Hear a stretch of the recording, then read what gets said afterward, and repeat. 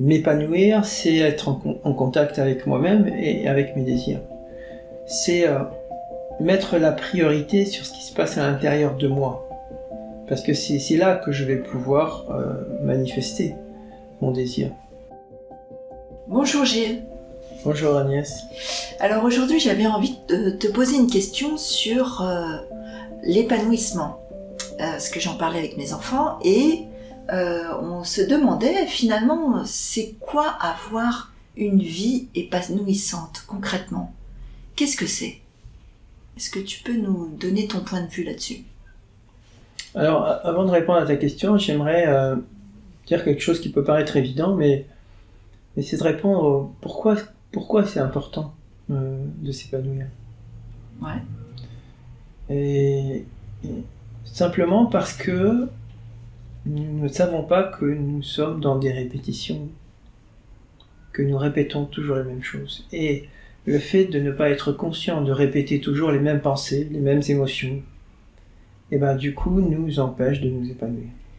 Donc s'épanouir, c'est une démarche d'observation d'abord. Il y a une phase réceptive et une phase émissive, si tu veux. Première étape, c'est d'observer comment je vis aujourd'hui. Est-ce que je m'épanouis ? Et c'est quoi mes critères d'épanouissement ? Et qu'est-ce que je vis ? Est-ce que c'est agréable ce que je vis ? Est-ce que j'ai le sentiment d'être différent d'hier ? Est-ce que chaque fois j'avance, j'évolue ? Donc c'est observer ça. Observer son quotidien, à quoi je pense, etc. La deuxième phase, c'est qu'est-ce que j'ai envie ? C'est quoi mon désir ? Parce que m'épanouir, c'est aller vers mon désir. Mais encore faut-il se poser la question, mais c'est quoi mon désir ? Et j'accompagne régulièrement des personnes qui ne savent pas quel est leur désir. Pourtant, c'est des personnes qui se posent beaucoup de questions, qui avancent, qui font du développement personnel. Et pourtant, elles ont du mal avec leur désir. Donc, s'épanouir, c'est être en contact avec son désir. Mais pour être en contact avec son désir, il faut être en contact avec son corps. Donc ça veut dire développer cette intelligence corporelle, c'est-à-dire cette capacité à écouter son corps. C'est ensuite cette capacité à écouter son désir, parce que les deux sont liés. Et enfin, c'est voir qu'est-ce qui vient faire barrière à ce désir.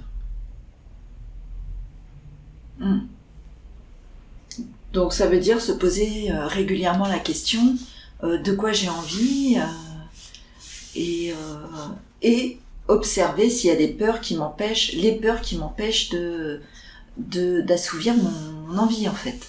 C'est ça ? C'est ça, il y a 3 étapes. 1, j'observe mon quotidien. 2, j'identifie mon désir. Et 3, je libère les émotions qui viennent sur ce chemin de réalisation du désir. Et là, je m'épanouis. Okay. Autrement dit, on va le dire d'une façon différente, m'épanouir, c'est être en contact avec moi-même et avec mes désirs. C'est mettre la priorité sur ce qui se passe à l'intérieur de moi. Parce que c'est là que je vais pouvoir manifester mon désir. Et est-ce que, pour le coup, par exemple, moi, si j'ai un désir, mais que ça a un impact sur mon environnement, faut aussi que je tienne compte de l'environnement dans lequel je suis. Les personnes avec qui je vis, comment je combine avec tous ces éléments, du coup. Justement, c'est lié et tout ça se fait naturellement. Parce que plus je vais être en contact avec mon désir, et plus je vais voir que mon environnement peut correspondre ou pas correspondre à ce désir. Si moi, par exemple, j'avais une vie individuelle et qu'aujourd'hui j'ai envie d'avoir une vie sociale, est-ce que les personnes autour de moi me permettent d'avoir cette vie sociale ? Ouais. Je prends cet exemple, il y a plein d'exemples comme ça. C'est donc l'environnement, il va dépendre de mon désir aussi. Donc ça va dans les deux sens. Je ne vais pas subir mon environnement, parce que si je subis les autres, ça veut dire que j'existe pas. Ça veut dire que j'écoute pas mon désir. C'est-à-dire que je fais ce que les autres ont envie que je fasse ou ont envie de faire. Ouais.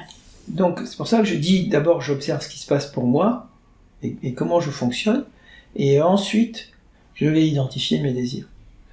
Mais c'est une véritable démarche, parce que pour identifier ses désirs, c'est un travail à part entière. On peut faire un coaching entier pour identifier ses désirs dans la vie. C'est un changement qui est essentiel dans la vie d'une personne. Souvent, les personnes qui vivent une situation de crise ont l'énergie pour aller chercher leurs désirs. Les autres n'ont pas cette énergie parce qu'ils sont dans un quotidien, ils sont dans la répétition. Souvent, c'est ça. D'accord. Ok. Merci Gilles. Merci.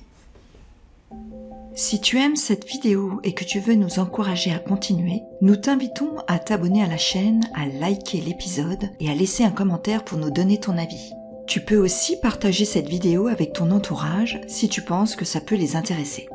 Si tu as envie d'aller plus loin, Gilles propose des trainings et coachings en intelligence émotionnelle. Retrouve toutes les informations sur le site odyssemotion.com.